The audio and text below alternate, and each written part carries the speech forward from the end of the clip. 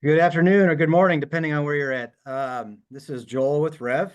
Um, Thanks to everybody that took some time out of their day today to join us on this webinar. As most of you know, or that have been part of these in the past, we're trying to host something on a monthly basis, incorporating different topics that are industry-wide and important that we find through our community and different channels that we're using. And today's is a little bit different where we've invited a few guests to be part of a panel, each bringing a unique perspective, experience, and insight into um, some different opportunities in terms of how to execute going forward into the ever-changing world of repair and specifically into ADAS. So again, appreciate everybody taking some time to join us this morning.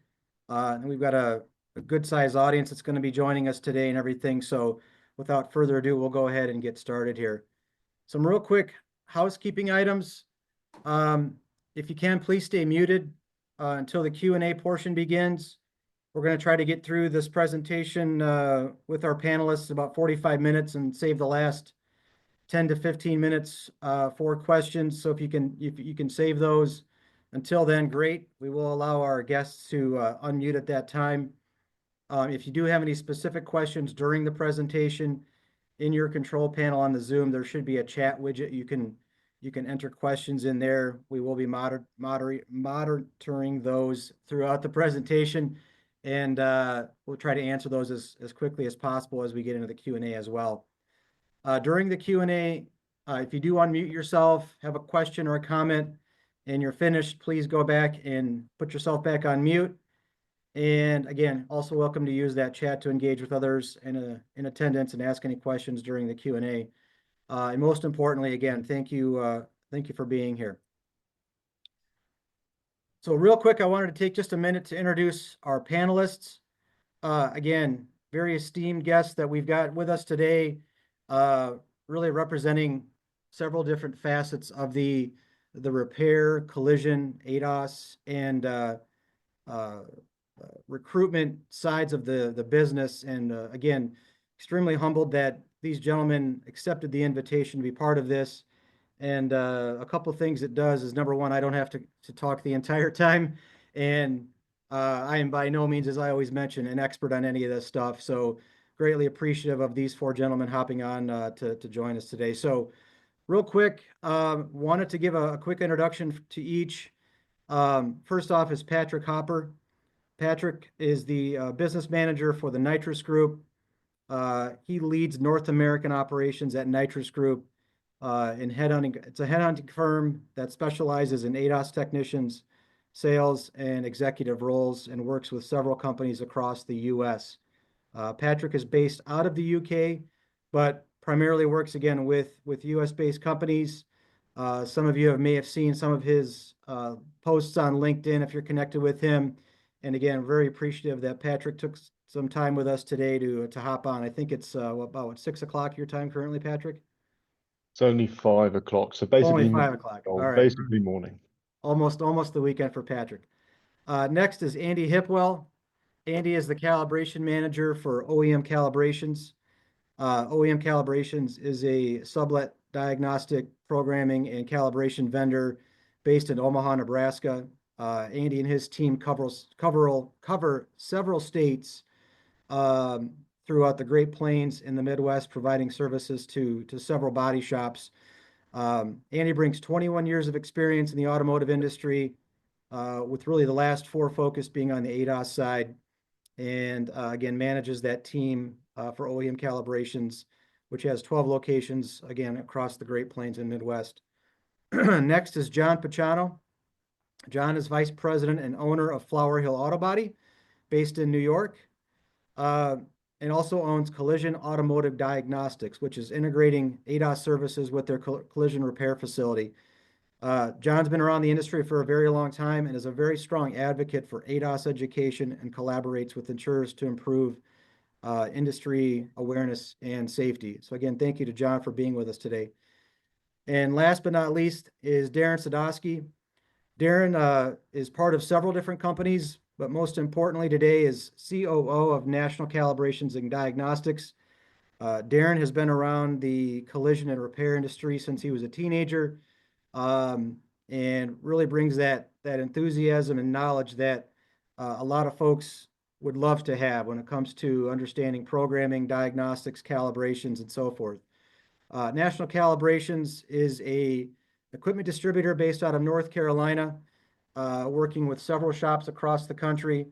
And Darren and his team also run a company called Pro Mobile ADAS and Scan, Pro Mobile Scan and ADAS. I'm sorry, Darren. That is also a sublet vendor for several locations in North Carolina. Again, thank you to each of these gentlemen for joining us today. It's great appreciation. We certainly appreciate the opportunity to talk with them, and hope that everybody on the call can take away something from these guys today in terms of their knowledge and experience. And for those that don't know me, I'm Joel Adcock. I'm Director of Partnerships here at Revv. I've been in the industry for about 15 years now in different capacities, and I will be leading the panel as the moderator today in terms of how we'll proceed. So real quick, our topics, I'm going to talk about revenue and strategy, workflow efficiencies, different ideas on tools, tech and partnerships, talent recruitment and training, collaboration and insurance, and scaling and real world examples. And we'll try to get through our slides here with about 10 to 15 minutes left for any Q&A. And without further ado, we'll go ahead and kick things off. First up is a couple of questions for our panel guests that I want to ask individually. If we can take about a minute or minute and a half to answer this first question. We'll start with you, John. And the question is, ADAS has become a major part of modern vehicle repair. How would each of you describe where the industry currently stands in terms of adoption, understanding, and maturity around calibrations? And again, John, we'll go ahead and start with you, sir. Thanks, Joel. Appreciate it.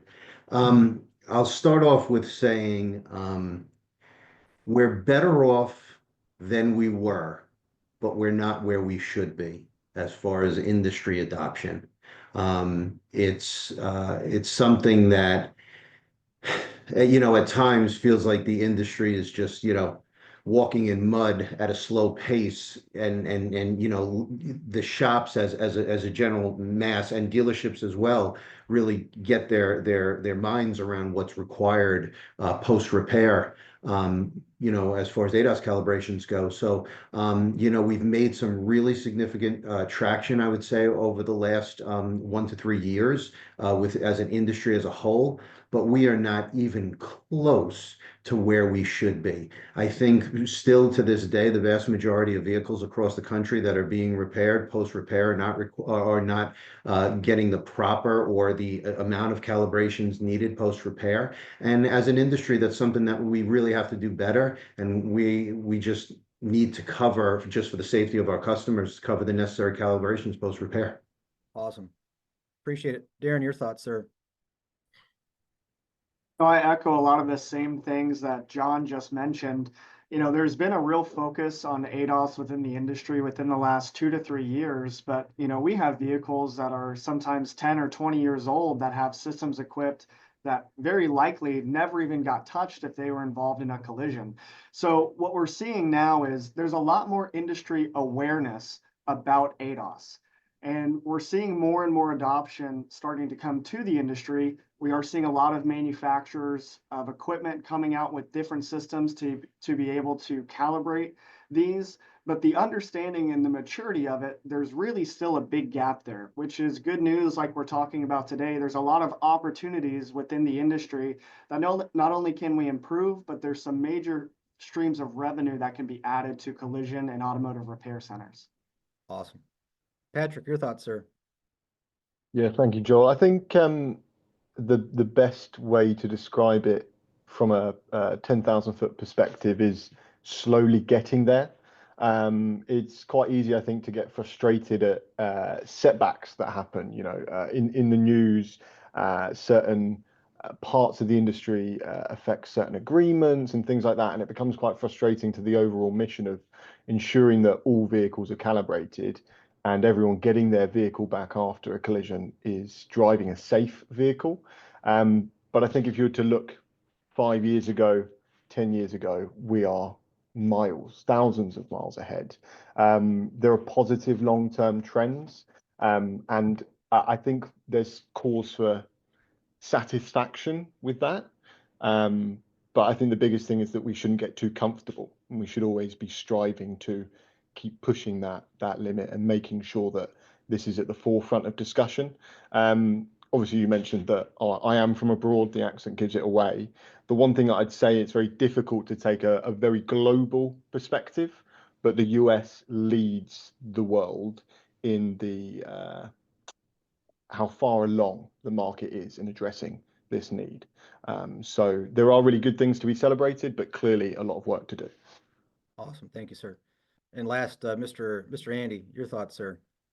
Yeah, to further echo off of their comments, I think the last 2 years has been a large leap in body shops who haven't been doing calibrations are now doing them, and shops who were barely doing them are now doing them more. But the biggest thing is just a consistency of education and knowledge.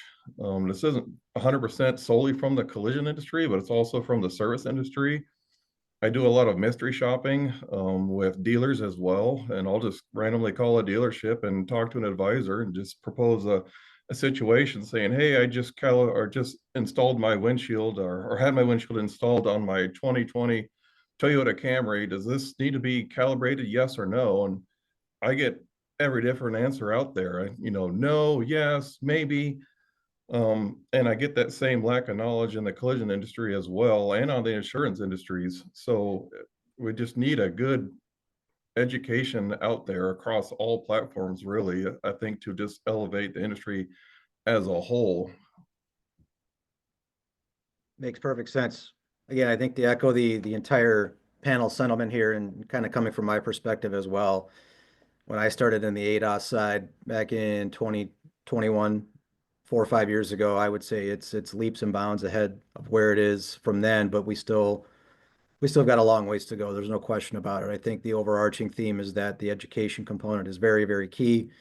The fact that there's inconsistently no consistency is really difficult, and the fact that there are really more cars that need calibration at this particular point than there are actual technicians that can do those calibrations serves up, I think, talking to like Darren, what you mentioned as far as the opportunity to capitalize on this from many different boxes that you can check in that regard. So appreciate it, guys. Love the answers. We'll move on to our next panel question here. And again, this is for the entire group. What are some common misconceptions or outdated business practices you're still seeing when it comes to ADAS services? And what's the risk of sticking with the status quo? Darren, let's go ahead and start with you, sir. I think one of the scariest misconceptions that when I start talking with shops, they'll tell me what they're doing for ADAS. And there are shops out there where unless there's a light or malfunction indicator lamp on the dash, they're not going to calibrate it. And that's a huge, huge problem. These systems are not designed to tell you when they require calibration. If there's a major issue, they'll alert you. But really, the service information from the manufacturer, that is the gold standard on what is required for a vehicle for electronic repairs after it's been involved in certain repair instances, whether that's a collision, whether that's a windshield being repaired or replaced, body panels being repaired or replaced. That's a huge part of the industry that we need to shift our mindset on, because the risk is, let's say, just like what Andy was talking about, you have a vehicle that gets a windshield replaced, and let's say it's even at a dealership, and that windshield camera does not get calibrated. That leads to a collision where it should have detected the vehicle in front of it. Those are some huge risks that the industry needs to adopt to. Absolutely. Andy, your thoughts, sir?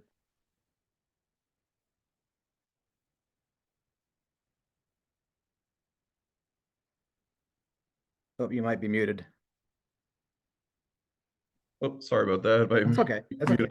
But yeah, to further go off of what he said, just the risk of people thinking that they know, but they really don't. Well, there's no light on the dash. People are still saying that. I mean, people were saying that when first pre-scanning and post-scanning cars became a thing, right? Well, there's no warning lights on. Well, that doesn't mean that there's not an issue, you know. Just because you don't see the frames physically bent doesn't mean it's not bent, right? Right. You know, dealerships, windshield installation companies, I hear that more commonly is where I hear that from. Or well, there's no light on the dash. I didn't unplug the lane camera. I left it dangling there when I removed the windshield. There's no light on, so we're good, right? Like, no, that's not the case. So many people, again, go back to education. They don't understand that a lot of these windshield cameras is a huge or main component of the automatic emergency braking system on these vehicles. I mean, if you don't have that system dialed in, you possibly could be tossing someone back the keys to their car where that system's not going to work, and then they're going to get into an accident and they're going to get sued very, very quickly. So again, I mean, doing things, making sure stuff is, done the right way. It is getting done, and liability of coverage of liability is just huge. Love it. Appreciate it, sir. John, your thoughts, sir? So we approach any one of my shops, every single repair that goes through one of my shops is approached the exact same way. If we're repairing a car, the approach is the car's going to need a calibration of some point. At some, it's related to the repair at some point. So there is not one RO that we write in any of our shops that we don't put through an estimate scrubber such as the Revv tool, okay? So whether it's a service center, whether it's a dealership, whether it's a collision center, you need the ability to run your RO through an AI system like the Revv tool, which will expose the necessary calibrations related to the service that you provided on the car. So we approach every single repair that it's going to need a calibration. And if it doesn't, okay, we document it properly, and we just for liability purposes. So we can't go with this status quo, and everyone said it here. If there's a light on, it requires a calibration. No. It's got to be every car that goes through my shop, we approach that it's going to need a calibration, and we verify it. If it does, we complete the calibration. If for some reason it doesn't, we have that documentation. We save it for liability purposes, and we just document that as per this repair, it didn't require a calibration, and this is why. I love that. I love that approach. That's more of what I've been echoing as well. Go into the vehicle thinking it's going to need a calibration. Don't wait for it to tell you that it does. Just assume it's going to. I mean, visual inspection, knowing vehicle specifications, if it's a newer model, European vehicle, Volkswagen, Audi, what have you, Mercedes, BMW, even Toyotas, just go in with the expectation that something is going to have to be calibrated on this car, more than likely, and to tell and figure out that it's going to tell you that it doesn't, with substantiating documentation as to why it doesn't. But going with that approach, I think, is really that new mindset and that shift in mindset of where we need to get to is 2015, 2016 and newer. Let's figure out why this doesn't need calibration, but assume it's going to need calibration. Not try to find stuff to miss, obviously, but shifting that mindset. I love that. Mr. Hopper, your thoughts, sir? Yeah, I mean, I don't want to flog a dead horse. I think everyone's covered really the range of misconceptions. I think the change in mindset that you've highlighted that needs to happen and is happening, but it needs to be more widespread is critical. I think not calibrating these systems is effectively it's like releasing a vehicle to a customer without securing any of the wheels to the car. If as soon as you jump on a highway, the wheel's going to come off and you're going to fly into the oncoming lane. It's essentially the same if those sensors and cameras are not calibrated and are in such a manner that that's going to happen. I think people see it as optional, and it's clearly not. Although you could argue it's optional in the same manner that you have a choice whether you repair a vehicle properly or not. That is an option. Ethically, you might argue it's not, but clearly there are cowboy body shops out there that don't conduct proper repairs. But the status quo that has been in place that's slowly changing, ultimately that leads to putting lives at risk. And it's not an abstract concept. It's your family, it's my family. We just need to make sure that these things aren't seen as optional. They are as necessary as ensuring that every bolt, every nut on that car is done up properly. Love it. Thank you, sir. Appreciate it. Hey, Joel, can I just jump in on one quick thing from the Yes, collision sir. side that I think is super important here? Yep. As a collision shop, if you don't have the adequate room to create complete a necessary static calibration with the proper lighting, a laser leveled floor, all of the proper conditions, Yep. you should be aligned with a provider that does have the ability to do that. So, listen, I'm not knocking the mobile calibration business, but mobile calibration business can only help to a certain point. There are certain calibrations on certain vehicles that require controlled settings. So on the collision side, unless you're aligned with a provider that can supply that controlled settings for that specific calibration that requires that controlled settings, you're doing yourself and your customer a disservice. So that's something from the collision side that you really need to be very aware of. I love that. I think anymore, it almost it's a property of the village, right? Like who the company you keep as a repair from a collision side. It's can I do some things in-house? And we'll talk about this as we go through these series of questions, but maybe there's some things I can do in-house. But if I can't, do I have a great relationship with somebody that can get this car in an appropriate environment? Or do I have somebody that I can rely on that is going to meet the level of integrity and safety that I'm as a collision repair doing so that I've got these great relationships because it does take a village, I think, at times to fix a vehicle. It's not necessarily that you can do everything end to end. We try to keep that in-house as much as possible if we've got the equipment and the investment, but at the same time, and again, I can speak from experience that coming from the sublet side, there's times where we just didn't have enough people to help all the customers that we had from a collision side. So as an operator for a collision space, you more than likely will need one, two, maybe even three sublet vendors that you can rely on. And it's doing that due process and due diligence to make sure that what they're doing is correct, they're following procedures, and they're meeting the level of safety and quality that you would expect if you're doing everything from start to finish. I appreciate you bringing that up, John. So, all right, let's get into our topics here.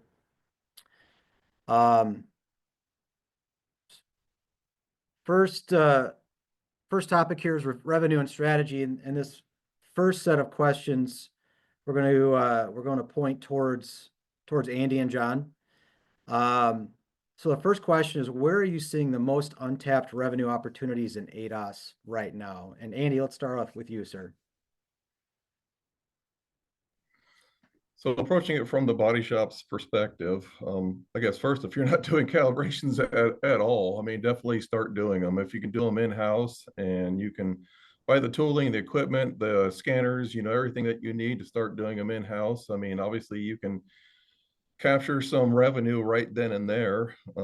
If you can't do them in-house, like John was saying, align yourself in partnership with an outside vendor that can possibly help take care of this stuff. But don't just 100% be looking at it from a revenue mindset. Make sure that it's almost more important to make sure you're covering your liability more than you are capturing revenue. But at the end of the day, I mean, everyone wants to, generate a few more dollars. But if you're a company, like John was saying, if you have the space, definitely see if you can start doing it in-house. Buy the tooling, buy the equipment, and what you can do to capture that additional revenue and cover your liability at the same time. Awesome, thank you. John, second question, how do you balance competitive pricing for calibrations with protecting your margin? So pricing is obviously a very hot topic amongst the industry, not in just general repairs, but obviously we're seeing a lot of information coming down the pike as far as pricing being, as it's been told many, many times or heard, the wild, wild west. What are your thoughts as far as like how do you create pricing? How is that competitive? And at the same time, knowing that what you're doing is being able to provide some level of margin for the work that you're providing. Yeah, I think one of the biggest things is, competitive pricing is going to become more of an issue. I'm not going to name any specific insurers, but we all know the top two insurers in the country have really kind of clamped down on that. And once that is solidified, expect every other insurance company to follow suit. So that's going to happen. It is coming, guys. Just understand the Wild West is coming to an end. Okay, so understand that. It's going to be much more standardized across the market. We knew that this was going to happen. It was only a matter of time, and we are there. We're at the beginning of the end of the Wild West. Okay, so let's just put that out there as fact. As far as protecting your margins, it's kind of simple there. We have to know that we are working within, competitive pricing now. We're moving more and more into that environment. So know that over the next 2, 3, 4 years, you're going to be dealing with that. How do you protect your margins? By making sure you're doing it. Each and every calibration that car requires. Do not miss anything. Absolutely anything. And that's when using an unbelievable tool like Revv, put it through the AI, scrub all your estimate, make sure every single calibration is performed, make sure every single calibration is documented, and make sure every single calibration is billed for. That's there, right there is how you protect your margins in this environment. Awesome. Thank you, sir.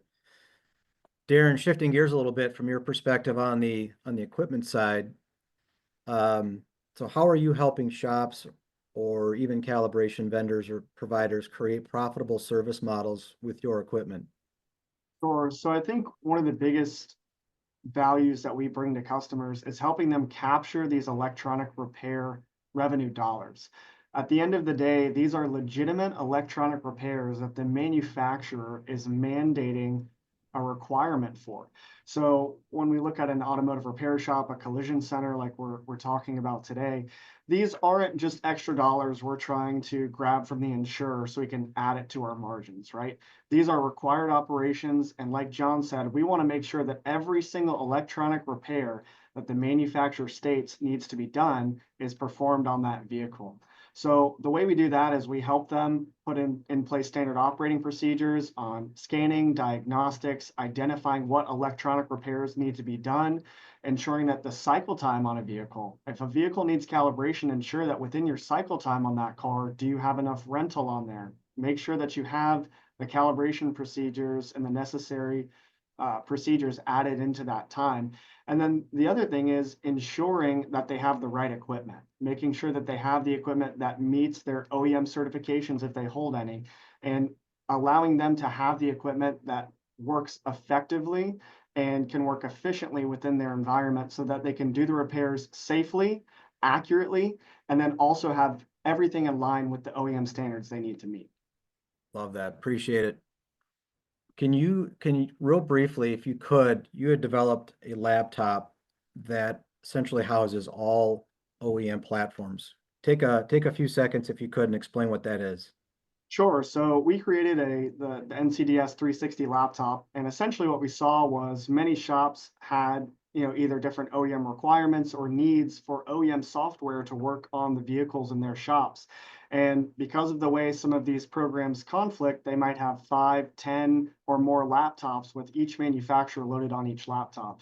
So I took about 4 years of engineering and R&D, and we were able to engineer a platform where we can load the Windows-based diagnostic software all onto one device, like you said, Joel, and that really increases the efficiency and allows them to use that OEM software when they need it. They're not waiting on someone remote to access the vehicle and do the scans. They can do it exactly when they need it, and they have all that equipment in one place.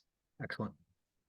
Thank you, sir. Appreciate it. And I can tell you from experience with technicians out in the field, having multiple laptops, multiple partitions, having to constantly doing updates, constantly like replacing laptops from being broken and things like that. This is a truly a clever thing. If you have any questions on it, I would certainly have folks reach out to Darren directly if they would like to see more about that. Last question on this topic, Mr. Hopper, from your perspective, working with both employers and job seekers, how are the most successful ADAS businesses structuring their teams to drive revenue growth and scalability?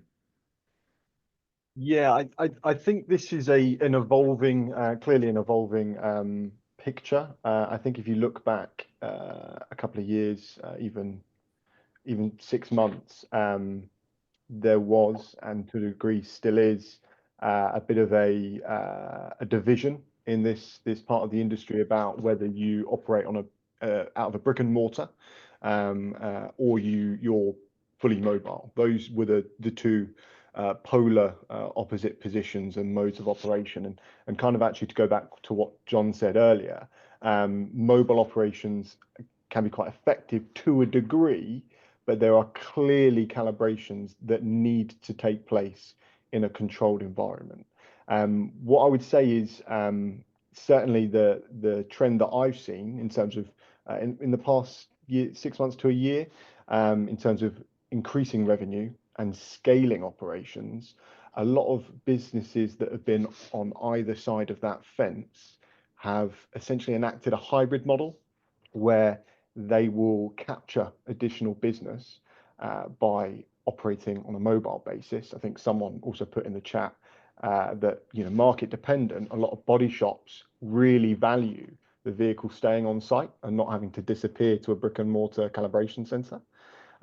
So a lot of businesses will affect a mobile operation, capture that additional business, but there's always the caveat if you're doing things, properly, that actually that particular calibration on that vehicle, that's probably going to need to come back to our brick and mortar because this environment is not suitable for whatever the reason may be. And I think the more businesses that I've seen and that we've supported that have adopted that hybrid model, they've seen rapid growth, really significant growth. I mean, if you have several brick and mortar facilities and you're contemplating entering a new market, it's a really big gamble to sort out the real estate, sort out the environment within that shop. Once you've got the lease, put the equipment in, it's a lot easier, and you can mitigate risk if you get a van, fill it with the equipment, and test a market.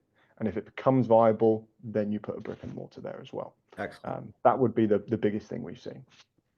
Appreciate that, sir. Appreciate it.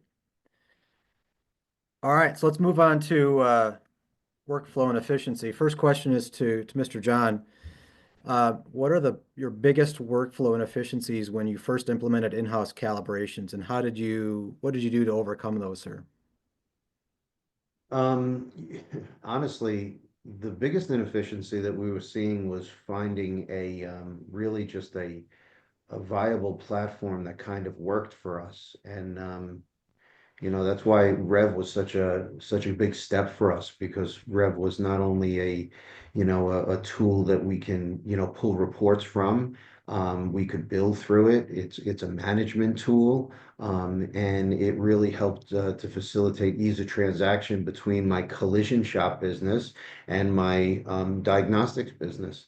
So that was really the biggest thing, was finding that management solution that would help me, figure this whole thing out. I mean, and as far as, physically, we needed a brick and mortar location, so we could cover all the calibrations that we were doing. I mean, my collision shop, we have now 35 OEM certifications amongst all my stores. So, we do a wide array of business, and I don't want anything going outside of my, direct sphere of influence between my businesses. So finding that brick and mortar solution where we can make sure that all of the necessary calibrations for all 35 of the OEMs that we work with, to cover all those calibrations. So that was really the biggest thing, was the brick and mortar and finding management solution for my ADAS business.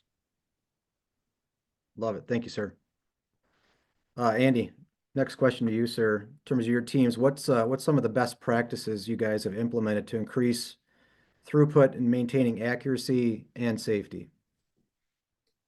It's basically, going back to what multiple people have said is, double check if calibrations are needing, using a scrubbing system, whether it's the Revv or whoever, or you're doing it manually. I mean, double check to see what work and what calibrations are needing to be done, and do every single one of them that is required by the manufacturer.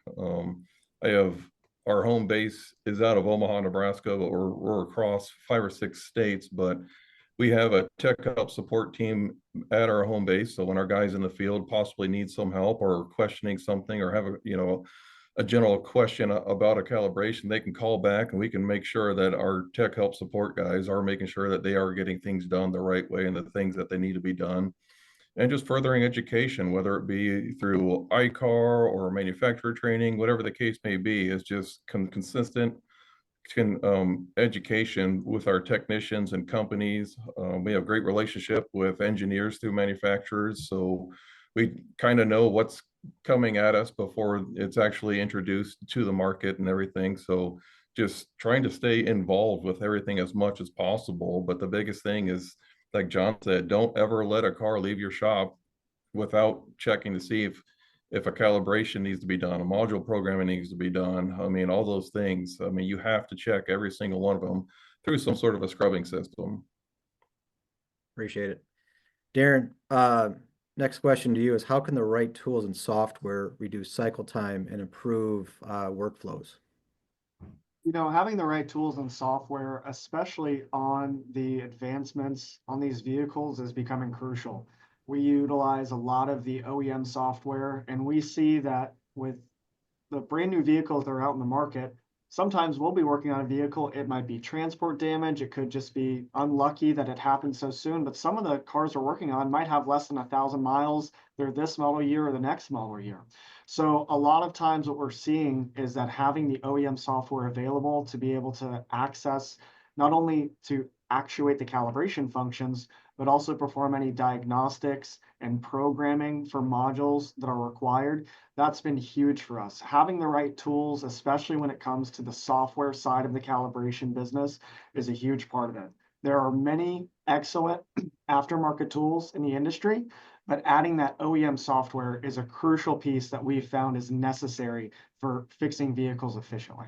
Absolutely. Can't stress that enough. Awesome. Thank you, gentlemen. All right. Next topic, tools, tech, and partnerships. First question is to John and Andy. John, will have you go first, but how do you evaluate whether to invest in a new tool or equipment? What does that look like for you guys typically? I don't know if everyone's going to agree with my answer, but my answer is, if it comes out, I buy it. I buy everything. Every single thing that comes out, I buy it.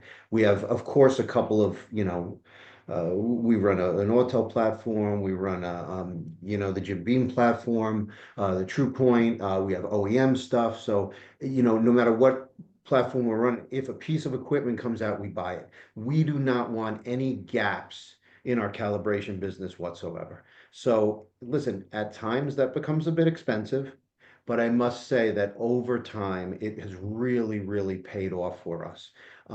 We buy every single thing in the catalog, and my vendors know, hey, listen, if something new comes out, call me because I'll place the order. So the real short answer is, you have to go all in if you want to, buy the proper equipment to be a calibration vendor. You have to be all in. So that's the approach that we took. We went all in, and if it's available, we buy it. Love it. Andy, your thoughts, sir? Yeah, unfortunately, my accounting department's going to agree with John here. We buy quite a bit. If it's out there, typically we buy it. But again, see what your business's needs are. Not everyone's shop does all makes and all model, or what is your market share, or what are your popular brands are in your shop, right? If 70% of your business is GM, Ford, and let's just say Honda, obviously focus on those three brands of tooling and equipment right there first and foremost, at least get the ball rolling. And then after you kind of have that going, you start seeing the value and some additional revenue and stuff kind of coming in. It's like, okay, now I want to bring on these other brands. So definitely just assess what your needs are and kind of attack them accordingly. But like John was saying, I think you really can't afford to not have everything covered. I mean, you never know when you're going to have a Kia come into your shop. You might not do them every day, but you're going to want to be able to have the scanning capabilities, the calibration capabilities, and everything. Yep. Thank you both. Darren, what are shops overlooking when they buy ADAS equipment, and how can they make smarter purchasing decisions? I think a big part, especially if you're a company that's just starting to get into ADAS, you're adding it to your business, is when you're starting the relationship with a distributor, what does experience level look like there? Is this a company that is exclusively focused on all kinds of automotive tooling all across the industry? And do they have specific experience with the OEM software, the ADAS calibration equipment, support for when something isn't going right? Do they offer training?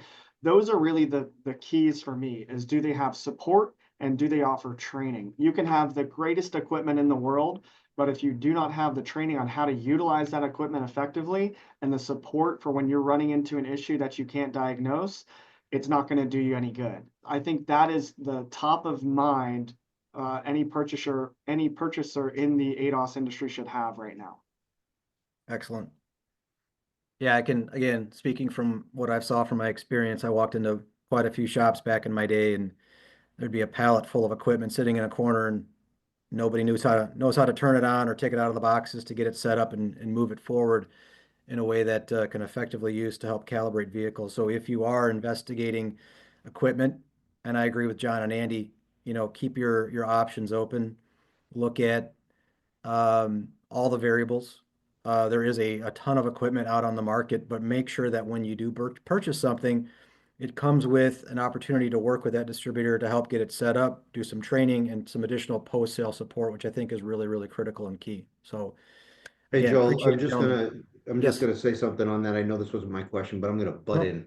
I'd love it. Please What do. something that really helped me, if you're starting out, make sure that you negotiate training in the contract when you place that order with the vendor. I did it with every single vendor I purchased equipment with. They came in, they gave me a price quote. I looked at it, I said, okay, I want everything. And oh, by the way, I negotiated a block of training with that vendor, and my vendors gladly did it because they knew that I was all in. They knew that I was going to spend the money. They knew that I'm going to be coming back to them a time and time again. So I really worked on that relationship, and that relationship was started with, hey, give me every single thing in your catalog. And oh, by the way, you're going to be, training me for the next 2 months. And I negotiated that into my contract. So if you're starting out, that was something that was an unbelievable asset to me and my team. Excellent advice. Love that. Absolutely love that. All right. Let's talk a little bit about how to find talent, training, and so forth. First question to Mr. Patrick.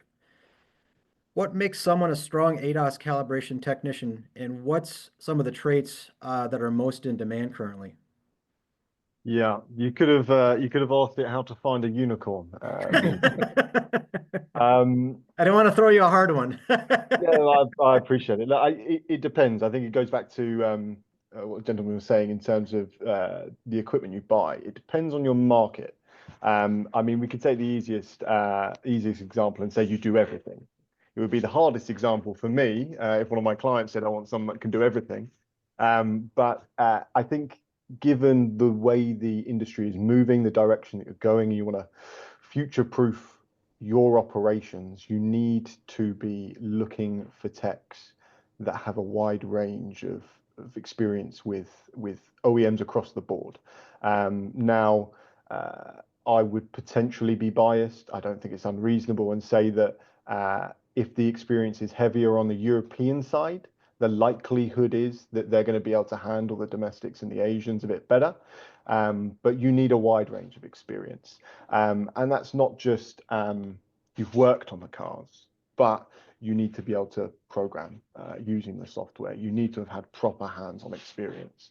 I would kind of go back a bit to what I said earlier and say, well, if you're a brick and mortar operation exclusively, or you're hiring for your brick and mortars, I would be looking for advanced diagnostic skill sets, because I'm not going to say calibrations are easy, but there's a process. But what happens when a calibration doesn't take? That's when things get interesting. And if you haven't got the team that can solve those problems, then you may end up returning that vehicle. You might be telling your client to take it to a dealership, God forbid. And that's how reputations become eroded, and that's not what you want for your business. So look for people that have a lot of experience solving problems of that nature. I would then go and say, well, if you have mobile operations, maybe you've got a hybrid model, maybe you're full mobile. And I'm not going to call anyone out or comment, but if that's your business model, clearly you need competent technicians with all that experience. But I would probably now say you're looking for almost part salesman as well. You need someone with real customer service skills, because they are the face of your company. You may think you are as the owner, as the boss, but actually they see your tech. And if your tech isn't representing your business well, then that's how you're perceived. So it's a balance to be struck, particularly when you've got a hybrid model. Get people who are good at diag in your shops. Maybe don't put them in front of the customers. And if you're getting customer-facing techs, make sure they're likable people. Yeah, probably not the easiest puzzle to solve. Great advice, though. It can't be understated as far as finding the right folks that have got that experience and then putting in a position where they can succeed based on the support that they've got at the company they represent. So next question, we'll focus here to Andy, is what's worked best for you in finding and training and retaining technician talent?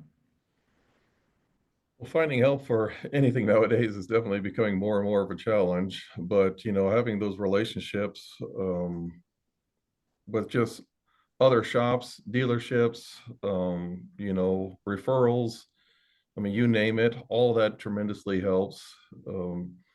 Going back to what Patrick was saying, I mean, these technicians very much is the face of your company. They're the ones setting the pace and the tone for your company's reputation and your company's standards. So they very much need to have customer service skills, diagnostic skills, a good work ethic, all that across the board. It's definitely getting harder and harder to kind of find those people. Training them, I don't feel like is so much of an issue on our end. It's just finding the people with those qualities.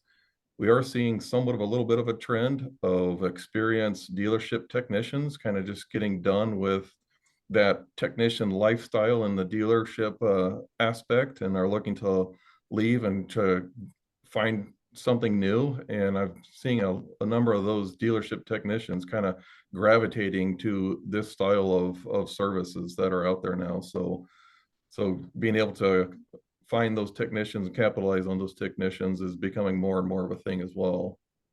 Excellent. Great advice. Gentlemen, in the essence of time, I'm going to skip over the last question here, Darren. I apologize for skipping over, but I want to make sure we get through all of our topics. So getting into the back end here, for collaboration and insurance.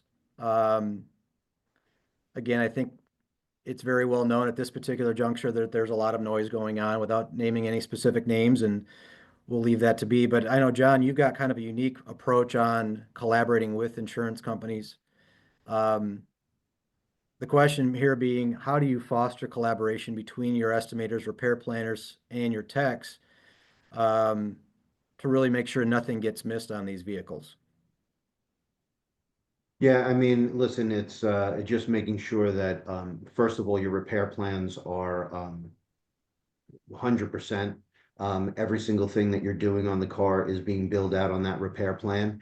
Then that repair plan, is able to be sent over to the calibration shop. Calibration shop is then able to, run that through the estimate scrubbing system and pull all the required calibrations there. So really, it's just kind of being efficient with your operation and making sure that every person in your operation has access to all the information. So if all the information is on the repair plan or the RO, then we would be less likely to miss a calibration on that vehicle. So it's just really staying organized. Absolutely. Andy, what documentation practices have you guys implemented that have helped you gain insurance carrier confidence and minimized billing friction? So we've got some great relationships with insurance companies. I'll leave their name out of it, but the best practice you can do, at least what we do as our company, is we want the why the calibration is needed and how to do the calibration is needed. And we save those documents and we utilize those for our proof of documentation. So whether it's the shop asking why this calibration is needed, the insurance company asking why this calibration is needed, we have those documents saved and kind of in that job folder. So if we need to pass those things on, they're right there at the customer's disposal, the shop's disposal. They can immediately just send those to the insurance company. So they have the how and the why right there, to kind of just quickly shut down those questions and conversations in a timely manner. Excellent, excellent advice. Again, I can speak from experience on that too, that going out, having those fluid conversations with those folks out in the field representing the insurance companies is time well spent. Absolutely. So, uh, Patrick, kind of getting back into cross-functional collaboration, similar to the question we posed to John here, but between estimators, repair planners, calibration techs, when you're evaluating candidates or helping shops build their teams, especially in the context of insurance expectations and documentation, again, how important is it to find folks that have got sort of that cross-functional ability? Yeah, absolutely. I won't make it War and Peace because clearly we're time limited. It's incredibly important, and there are key players. There are always key players that you can bring on that have those skill sets. It's essential, really, as things get locked down in terms of pricing, ensuring you could evidence these things. You need someone that's going to be able to really increase calibration capture on every vehicle. The one thing that I'd say is, whilst it's really important and it's definitely part of the overall picture, and it's something that you have to consider, I'd have to echo what the gentleman have already said in that one key hire, two key hires is not going to solve all your problems. If you're experiencing these issues, it might be best to go back first to your workflow. Are you ensuring that you're putting all the evidence you can to your insurance carrier, to the customer, to ensure that things are going through smoothly? If you are, and you still want to make things better, then sure, a key hire might be the way to go. But you've got to address the workflow first. Excellent. Great advice. Appreciate it, gentlemen. All right. I'm going to pose this question to Darren on scaling and real world examples. And again, we are getting a little bit close on time, so I want to make sure we save a little bit of time for Q&A. But Darren, can you share any examples of a shop calibration business that scaled successfully, and what made that successful? I think Zimbrick Automotive up in Madison, Wisconsin, up in your neck of the woods, is a great example. And I think what really set them apart, and companies like them that we've seen scale in the industry, is a lot of what John had to say is they invested in the correct equipment, they invested in the correct training, and they invested in the correct support. To be successful and to scale at a rate that, is both responsible and profitable, that's really what it takes, is making sure that you are committed, you're putting your money where your mouth is when it comes to not only the equipment, but also the knowledge and the resources that you need to run your business effectively after you make the investment. Awesome. Excellent. Appreciate it, sir. All right. Sort of our final wrap-up question, then we get into the Q&A here. If you guys could take an answer here, give it like 30 seconds. We'll start with you, John. As far as if you could give one piece of advice to a shop or calibration business looking to grow their ADAS capabilities in the next 6 to 12 months, what would that look like? The key bit of advice is either go 100% in or don't do it at all. I'm just not a big fan of just kind of half-assing it. I mean, you got to go all in. If you put the money aside, make the investment, go all in. All, what does that mean? All in means you need to have a brick and mortar location that's going to be, the perfect environment to do those static calibrations. You need an alignment rack. You need all of the, proper calibration equipment, whether whatever it is, Autel, TruePoint, whatever system you choose to use. You need to train your technicians. You need to negotiate contracts with your calibration, equipment vendors, so you can get the proper training and home grow those technicians, and just go all in, man. Just go all in, and you will be immensely successful. Excellent. Andy. Yeah, definitely continue off what John said. I mean, definitely make a commitment. I mean, don't just try it out and it's like, well, it didn't quite work. Well, it probably didn't work because you didn't have solid consistency and continuation of it. Make sure your guys are properly trained up who are going to be the ones, using this equipment and doing the calibrations. And, once again, make sure every single car coming through your shop gets checked for calibrations. I mean, we really can't stress that enough. Yep. I mean, the tiniest repair that you would never think needs the calibrations, you'll be surprised. It actually will end up needing something. So definitely have some best practices set in place with quality equipment that are fitting your needs, and check every estimate that comes to your shop. Thank you. Patrick? Yeah, pretty simple one. I think if you run a mobile operation, you need to recognize that you need a brick and mortar.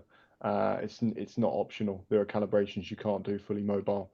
The biggest thing I'd say is if you have a brick and mortar, you can now seriously consider mobile. If you're thinking about expanding, struggling to hit new markets, there is technology now that's widely available that allows you to do alignments on a mobile basis. It's not something you should be scared of, but you need to have some underlying ethical principles about what is safe, what is not, and what you need to bring home to your brick and mortar. But I think go hybrid, try it out. If it doesn't work, no worries, but it could be the key to unlocking some quick scaling and some quick revenue growth. Darren? Yeah, and invest heavily in OEM software, training, and any calibration tooling that you do not already have. You want to make sure that you have the calibration equipment that you need, you have the OEM software to back you up, and get yourself trained. If there's anything that you find that you're falling short in, there's problems that you're running into, you're not sure how to diagnose, either look at finding someone that can train at a higher, like Patrick has talked about, but really invest in your business and make sure that you have all of the capabilities that you need to be successful. Excellent. Appreciate it, gentlemen.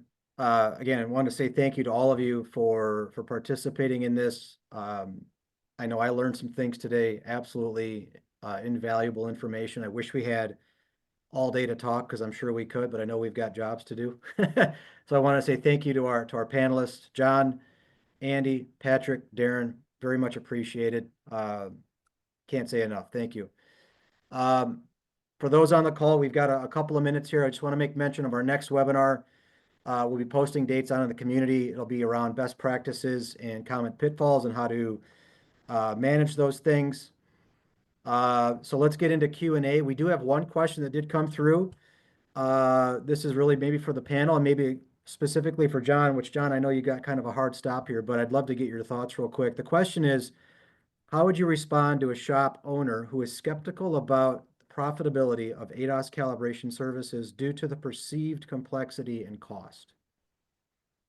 Tell them to call me and I will straighten them out. It's that simple, You man. heard it here. Listen, I'll gladly talk to him, man. It's an immensely profitable venture if done right. And it's got a little bit of complexity in the beginning, but once you get into the swing of things and get into the space, you will not be disappointed in the investment that you make. So invest in yourself, invest in your business, invest in your staff, and the profit will come. Couldn't have said it any better. Appreciate it, sir. All right, we've got like 2 minutes for any additional questions. If you've got anything, as we mentioned, you can go ahead and unmute.